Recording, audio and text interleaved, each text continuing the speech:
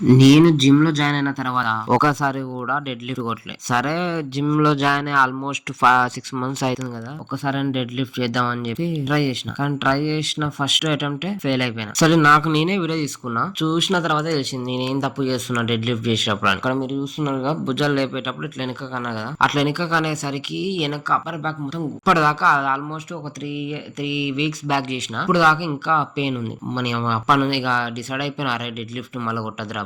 కానీ dead lift కొట్టకపోతే ఎట్లా, gym చేసేటప్పుడు మిస్టేక్ ఏదో చేసినాం, ఎట్లా చేస్తాం కామన్. కానీ ఆ మిస్టేక్ మళ్ళీ చేయకుండా చూసుకోవాలి కదా, అందుకని మళ్ళీ ఒకసారి ట్రై చేద్దాం అని చెప్పి మళ్ళీ ఒకసారి ట్రై చేసిన. ఫస్ట్ సారి ట్రై చేసినప్పుడు మళ్ళా అదే రిపీట్ చేసిన, సేమ్ అట్లనే మిస్టేక్ చేసిన. అరే ఏంద్రా మళ్ళీ అట్లనే మిస్టేక్ చేసిన అని చెప్పి మళ్ళీ ఇంకోసారి ట్రై చేద్దాం, పట్ల ఏం కాదు అని చెప్పి ఇంకోసారి ట్రై చేసిన. ఈసారి కొద్దిగా పర్లేదు, అప్పటికన్నా చూసుకున్నా, ఇప్పటికి కొద్దిగా మిస్టేక్ కాకుండా చూసుకున్నా. అట్లనే ఇంకొద్ది ఇంప్రూవ్మెంట్ అవ్వాలా, ఇంకొద్ది ఇంప్రూవ్మెంట్ అయితే నాకు కొద్దిగా సాటిస్ఫాక్షన్ ఉంటది, కొద్దిగా నాకు కూడా బ్యాక్ అనేవి రాకుండా ఉంటది. చక్కగా కొట్టాలి, లేకపోతే ఇక బెడ్కి అంకితం అయిపోతాం. ఇంకోసారి మళ్ళా మంచిగా నెక్స్ట్ వీక్ ట్రై చేసేటప్పుడు ఈసారి మంచిగా కొట్టాలి, ప్రాపర్ గా ఇట్లా మిస్టేక్ చేయకున్నాను ఫిక్స్ అయిపోయినా. నెక్స్ట్ వీక్ చూడాలి మరి మంచిగా కొట్టనా లేదా అనేది. కానీ డెడ్ లిఫ్ట్ కొట్టేటప్పుడు జర జాగ్రత్తగా కొట్టాలి ఎప్పుడే. కానీ ఒక్కసారి మనం రాంగింగ్ ఇట్లా కొట్టినాం అనుకో, ఒకటి ఫ్యూచర్ లో చూపిస్తుంది దాని దెబ్బ. లేకపోతే మనం సరిగా కొట్టకుండా ఎట్లా పడితే అట్లా కొడితే కథం వెన్న పూస దొబ్బి ఇక కథం బెడ్కి అంకితం అయిపోతాం.